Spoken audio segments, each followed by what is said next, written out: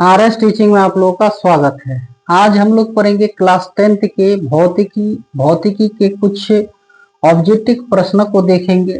ठीक है, जो यानी प्रीवियसर क्वेश्चन है, जो यानी पूछा गया प्रश्न है। ठीक है, तो चलिए एक एक करके हम लोग प्रश्न को देखते हैं। पहला जो प्रश्न है, कह रहा है नेत्र द्वारा किसी वस्तु का कैसा प्रतिबिंब बनता है।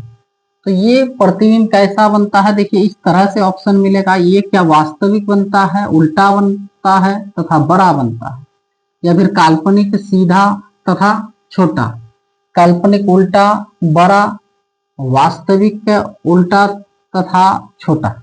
तो ये जो बनेगा, देखिए नेत्र द्वारा किसी वस्तु का, नेत्र है, ठीक है। तो नेत्र द्वारा जब भी कोई वस्तु को हम लोग देखते हैं, जब भी कोई वस्तु को यहाँ या किसी आदमी को आप देखते हैं, तो इसका प्रतिबिंब जो बनेगा, इसका प्रतिबिंब तो बनता है कहाँ, ये रेटिना पर। कहाँ, तो रेटिना, जिसको फिर दृष्टि पटल भी कहते हैं। क्या, दृष्टि पटल भी कहते हैं। तो ये उल्टा बनेगा, यहाँ क्या बनेगा, उल्टा बनेगा। इस तरह से है, तो यहाँ मुंडी नीचे हो जाएगा और टंगरी जो है ये ऊपर हो जाएगा। ठीक है, इस तरह से बनेगा। और इसका ये मनुष्य जो है, इससे यह क्या बनेगा, छोटा बनेगा। तो आप ये देख लीजिए, उल्टा और छोटा। ठीक है, और ये वास्तविक जैसे मनुष्य है उसी तरह मनुष्य का ही यानी प्रतिबिंब बनेगा। तो आंसर हो जाएगा क्या, वास्तविक उल्टा और छोटा बनेगा। ठीक है, तो आंसर आपका क्या हो जाएगा, डी होने वाला है। ठीक है, चलिए अगला क्वेश्चन देखिए। कह रहा है सामान्य दृष्टि से वयस्क के लिए सुस्पष्ट दर्शन की न्यूनतम दूरी, एक होता है दूर बिंदु। ठीक है, दूर बिंदु होती है, और यहां बोला गया है न्यूनतम दूरी, और एक होता है क्या, दूर बिंदु। इस तरह से तो जब भी यानी न्यूनतम दूरी पूछा जाएगा, यहां देखिए ऑप्शन में आपको उलझाएगा। यहां दिया गया है 25 सेंटीमीटर, यहां दिया गया है यानी 2.5 सेंटीमीटर, फिर दिया गया है जाकर के 25, सॉरी यहाँ मीटर दिया गया है, यहाँ सेंटीमीटर, फिर यहाँ देखिए मीटर दे दिया गया है, या फिर यहाँ दशमलव में दे देगा। तो आपको क्या करना है, 25 आप सब जगह देख रहे हैं, तो आपको ध्यान से देखना होगा और लगाना है कितना, तो 25 सेंटीमीटर, 25 सेंटीमीटर ही आपको लगाना है। ठीक है, कितना, 25 सेंटीमीटर। जब मनुष्य क्या करते हैं, कोई भी किताब को पढ़ते हैं, तो वह बहुत ही नजदीक से आप पढ़ नहीं सकते, और बहुत भी दूरी से आप पढ़ नहीं सकते। इसकी दूरी यानी आंख से वस्तु की दूरी कितनी होनी चाहिए, तो 25 सेंटीमीटर।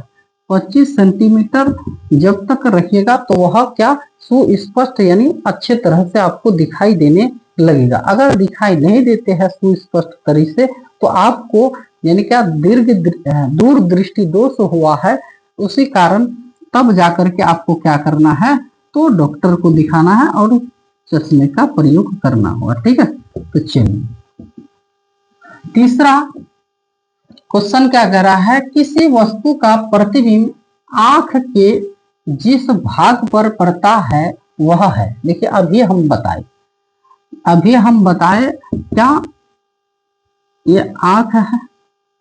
ठीक है, और कह रहा है क्या, किसी वस्तु का प्रतिबिंब, कोई भी वस्तु या मनुष्य ले लेते हैं। चलिए मनुष्य, इसका जो प्रतिबिंब बनेगा तो कहाँ बनेगा, तो अब ये बताए हम कहाँ बनेगा इसका प्रतिबिंब, तो यहाँ रेटिना पर बनेगा। क्या, रेटिना पर, या इसको ऑप्शन में आप देख लीजिएगा, रेटिना रहेगा या फिर दृष्टि पटल, आपको बहुत ही यानी क्या करेगा, उलझाएगा। ठीक है, रेटिना हो जाएगा या फिर क्या हो जाएगा, दृष्टि पटल। यहाँ रेटिना और बगल में आप या करके लिख दीजिएगा, यहाँ तो जगह नहीं है। चलिए यहाँ ब्रैकेट में नहीं तो लिख दीजिएगा क्या, दृष्टि। ठीक है, दृष्टिपटल, दृष्टिपटल, रेटिना बोली या फिर दृष्टिपटल। ऑप्शन में यानी दोनों रहता है कभी कभार, ठीक है, या रेटिना रहेगा या फिर दृष्टिपटल, तो ज्यादातर यानी दृष्टिपटल ही रहता है। एक क्वेश्चन में दोनों ऑप्शन नहीं रहेगा, फिर ये समझ जाइए, यानी दोनों रहता है, ये रहेगा या फिर ये रहेगा, रेटिना रहेगा या फिर दृष्टिपटल रहेगा, ठीक। चलिए अगला क्वेश्चन कह रहा है, मानव नेत्र में किस प्रकार का लेंस पाया जाता है।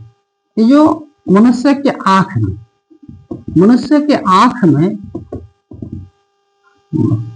मनुष्य के आंख में यहाँ जो एक क्या लेंस लगे होते हैं, तो इस तरह का होते हैं, और ये आकार जो है ये होता है उत्तल लेंस, और इस तरह के जो लेंस होते हैं इसको कहते हैं अवतल लेंस।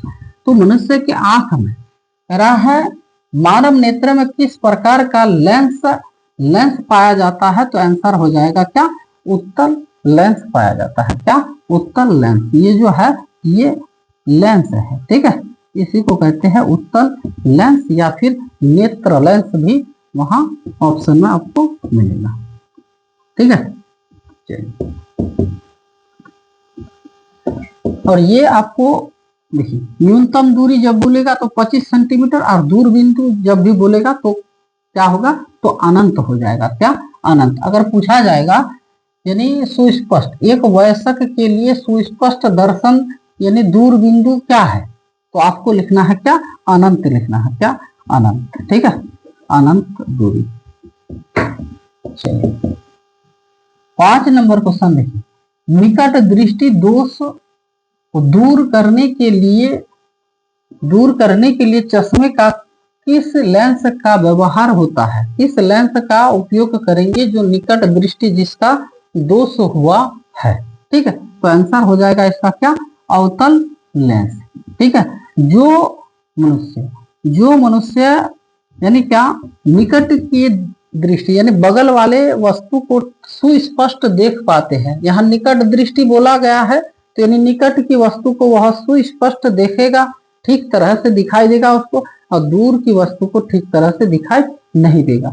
तो इसको जो चश्मा जो लगेगा, तो उसमें कौन सा लेंस लगे होते हैं, तो उसमें लगे होते हैं अवतल, सॉरी यहाँ अवतल दर्पण है, दर्पण नहीं होगा, लेंस होगा। यहाँ अवतल, ये वाला में हम लगा दें, ठीक है, अवतल लेंस होगा। क्या, अवतल लेंस, यहाँ लेंस बोला गया है, ठीक है, ऑप्शन में इसलिए नहीं दिया है, ठीक। चलिए अगला क्वेश्चन कह रहा है, स्पेक्ट्रम प्राप्त करने के लिए किसका उपयोग होता है। स्पेक्ट्रम किसको कहते हैं, पहले ये जान लीजिए। स्पेक्ट्रम जो होते हैं, जब सूर्य के प्रकाश ये श्वेत रंग का जो आप दिखते हैं, इसको अगर आप प्रिज्म की सहायता से इसको 7 रंगों में विभक्त करते हैं, 7 रंगों में जो विभक्त होगा, ठीक है, और जिस पर्दे पर प्राप्त किया जाता है इसको कहते हैं यानी क्या, तो स्पेक्ट्रम कहते हैं। तो कह रहा है क्या, स्पेक्ट्रम प्राप्त करने के लिए, ये जो देख रहा है इसको कहते हैं जिस पर्दे पर प्राप्त किया जाता है, जो पर्दा है यहाँ 7 रंग दिखाई देने लगेगा, ठीक है। तो कह रहा है स्पेक्ट्रम प्राप्त करने के लिए किसका उपयोग होता है, कांच की सिल्ली सिर्फ यानी एक मोटा सा कांच, हाँ, या फिर अवतल दर्पण, या फिर उत्तल लेंस, या फिर प्रिज्म। तो आंसर हो जाएगा ये जो है, प्रिज्म के सहायता से ही हम लोग 7 रंग प्राप्त कर सकते हैं, और ये 7 रंग जिस पर्दे पर उतारा जाता है उसको कहते हैं स्पेक्ट्रम। तो स्पेक्ट्रम प्राप्त करने के लिए यानी आपको क्या चाहिए, तो एक प्रिज्म चाहिए। क्या चाहिए, तो एक प्रिज्म चाहिए, ठीक है। चलिए अगला क्वेश्चन 7 नंबर कह रहा है, प्रकाश का प्राथमिक वर्ण यानी रंग। तो प्राथमिक जो रंग होते हैं, क्या, प्राथमिक जो रंग होते हैं, प्राथमिक वर्ण यानी रंग।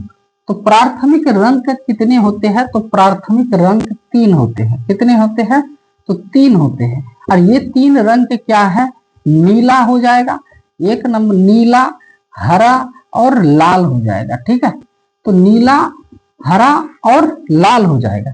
और इसी की यानी प्राथमिक रंग से, जैसे नीला और हरा रंग को मिला करके ये नीला रंग का डिब्बा है और ये हरा रंग का डिब्बा है, इसमें से कुछ रंग लिए और इसमें से कुछ रंग लिए, दोनों को मिलाकर हम लोग जो देखे तो ये दूसरा रंग बन गया, उसको कहते हैं द्वितीयक रंग।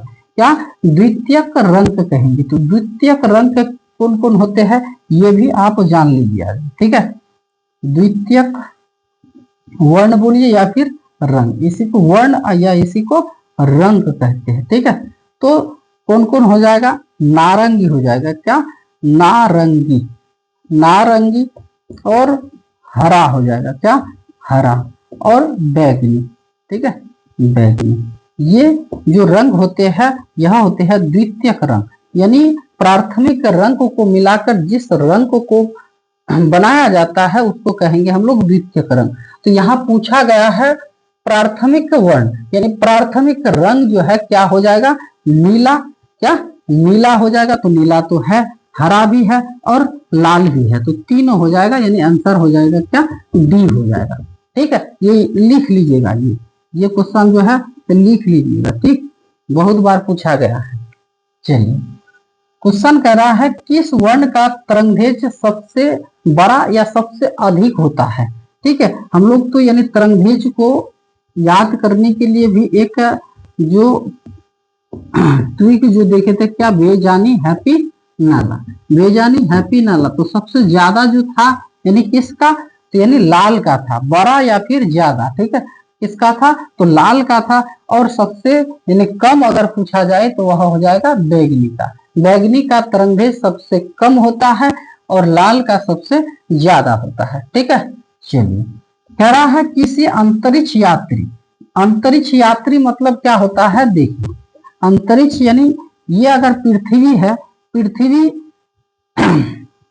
पृथ्वी से बाहर, पृथ्वी से बाहर ये गैसीय है, गैसीय क्षेत्र। ठीक है, ये पृथ्वी से अगर बाहर यानी अंतरिक्ष कहेंगे। क्या, अंतरिक्ष, अंतरिक्ष से अगर कोई भूगोलवेत्ता यानी इसको देख रहा है पृथ्वी को, तो इसको यानी पृथ्वी कैसा रंग प्रतीत होगा, यानी कैसा लगेगा। ठीक है, कैसा लगेगा अगर आप अंतरिक्ष से यानी पृथ्वी को देखें, तब यानी आपको कैसा महसूस होगा, यानी कौन सा कलर दिखेगा, तो ये काला रंग का प्रतीत होता है।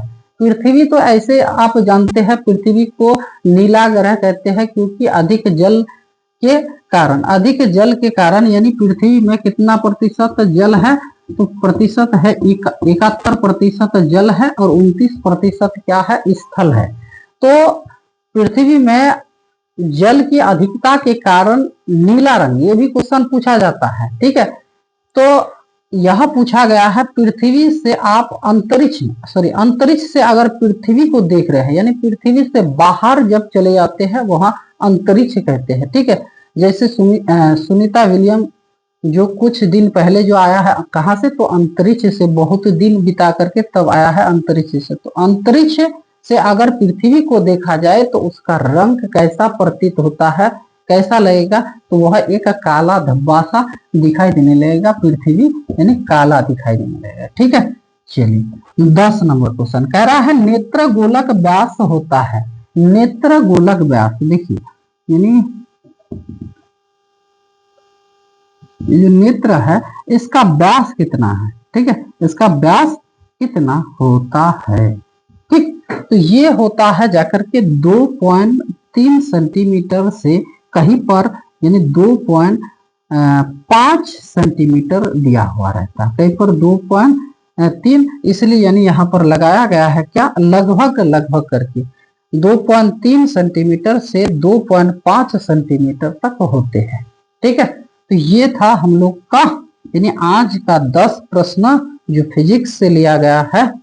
ठीक है, आप लोगों को कैसा लगा है ये 10 प्रश्न, तो आप लोग को यदि अच्छे लगे हुए हैं तो आप लोग क्या कीजिएगा, एक थम्स अप, ठीक है, एक थम्स अप दे करके आप यह प्रूव कर सकते हैं जो यानी बहुत ही अच्छा लगा है सर। या फिर चलिए फिर इसी तरह के प्रश्नों को हम लोग अगला वीडियो में देखेंगे। ठीक, चलिए आज यही तक।